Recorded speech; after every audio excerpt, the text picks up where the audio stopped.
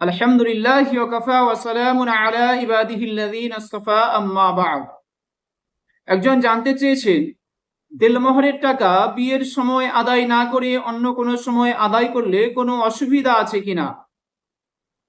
দেখুন, দেলমোহরের টাকা আদায় করার বিষয় হলো দুটি, পদ্ধতি দুটি।